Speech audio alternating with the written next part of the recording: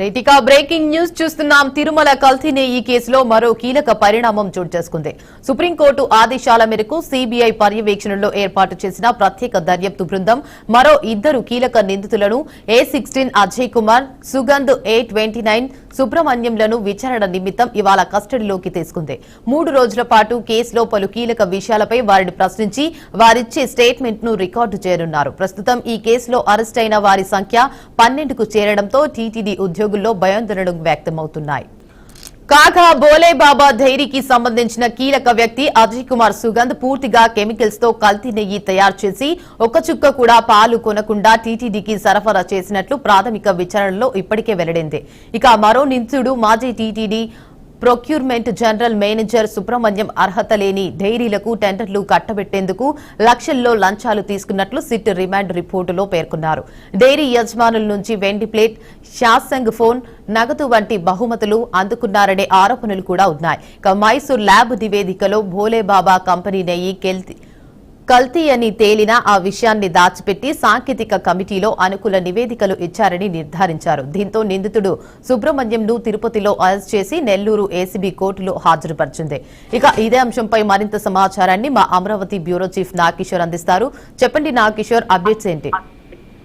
Devika, thank you. ఇప్పటికే తిరుమల శ్రీవారి లడ్డు ప్రసాదం తయారీ కల్తీకి సంబంధించి అనేక మందిని సిట్ విచారిస్తా ఉంది. అందులో భాగంగా ఇప్పటికే ఎవరైతే మాజీ జీఎం ఈ టీటీడీకి సంబంధింంచి నెయ్యి కొనుగోలు వ్యవహరిస్తుంటారో ఆ జీఎం సుబ్రహ్మణ్యంని A29 సిట్ అధికారులు వాంగ్మూలం తీసుకోవడం జరిగింది. ఆ వాంగ్మూలంలో 27వ తారీఖున సుబ్రహ్మణ్యం తిరుపతిలోని సిట్ కార్యాలయంలో విచారించేటప్పుడు కొన్ని విషయాలను అయితే సిట్ అధికారులకు చెప్పినట్లుగా కూడా సమాచారం అందుతా ఉంది. 2022 మే 20న తిరుమలలోని క్యాంప్ కార్యాలయంలో సుబ్బారెడ్డిని కలిసి premier agri foods, Vaishnavi dairy speciality, Bolebaba organic dairy ట్యాంకర్లు, టిన్నుల ద్వారా టీటీడీకి పంపే నెయ్యి ఏదైతే ఉందో దాంట్లో ల్యాబ్ పరీక్షలు చేయాలి అని చెప్పి కూడా ఆయన వైవి సుబ్బారెడ్డిని కోరినట్లుగా కూడా తన వాంగ్మూలంలో చెప్పడం జరిగింది. అది చెప్పినప్పటికీ కూడా తను పట్టించుకోలేదంటూ కూడా ఇప్పటికే సంచలనం అయితే వాంగ్మూలాన్ని అయితే ఇచ్చినట్లుగా కూడా మనకు సమాచారం అందుతుంది.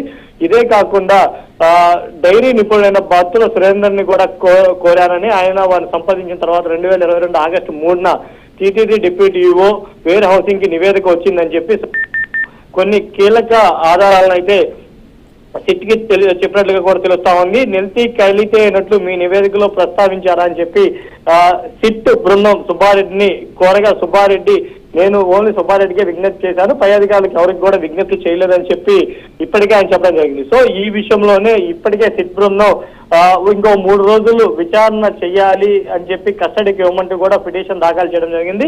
సో ఈ నేపథ్యంలోనే 9వ తారీఖు నుంచి 12వ తారీఖు వరకు కూడా ఈ సుబ్బారెడ్డిని అదేవిధంగా బోలేబాబాకి సంబంధించినటువంటి కీలక నిందిత అజయ్ కుమార్ ని కూడా విచారించడానికి సిట్కి అనుమతిస్తూ కూడా ఏసీబీ కోర్టు ఆదేశాలు ఇవ్వడం జరిగింది. 3 రోజుల పాటు కీలక విషయాల మీద సిట్ బృందం ఈ సుబ్బారెడ్డితో పాటు అజయ్ కుమార్ ని కూడా ప్రశ్నించే అవకాశం ఉన్నట్లుగా కూడా తెలుస్తుంది. ఈ బోలేబాబా డైరీ అనేది ఒక్క చుక్క పాలు కూడా కొనకుండా టోటల్ గా కెమికల్స్ తోటే కల్తీ నెయ్యిని కూడా తయారు చేసి సప్లై చేశారన్న అభియోగాలు ఉన్నాయి. దీనికి సంబంధించి పెద్ద ఎత్తున ముడుపులు చేతులు మారినట్లుగా కూడా సిట్ బృందం ఇప్పటికే ఆధారాలను సేకరించింది. దీనికి సంబంధించి పెద్ద ఎత్తున వెండి అదేవిధంగా శాంసంగ్ ఫోన్ల ద్వారా కూడా వాళ్ళకి గిఫ్ట్ల రూపంలో ఇచ్చినట్లుగా కూడా సిట్ ఆధారాలను సేకరించింది. సో ఈ నేపథ్యంలో వాటిలన్నింటినీ కూడా ఆధారంగా చేసుకొని సిట్ బృందం ఈ కల్తీ నెయ్యి వ్యవహారంలో కీలకంగా ఉన్నటువంటి ఈ కొనుగోలుకు సంబంధించినటువంటి మాజీ జీఎం సుబ్రహ్మణ్యం ఎవరైతే ఉన్నారో సుబ్రహ్మణ్యంతో పాటు ఈ బోలేబాబా డైరీకి సంబంధించినటువంటి కీలక వ్యక్తి అజయ్ కుమార్ ఎవరైతే సప్లై చేశారో ఆ ఇద్దరు వ్యక్తులను కూడా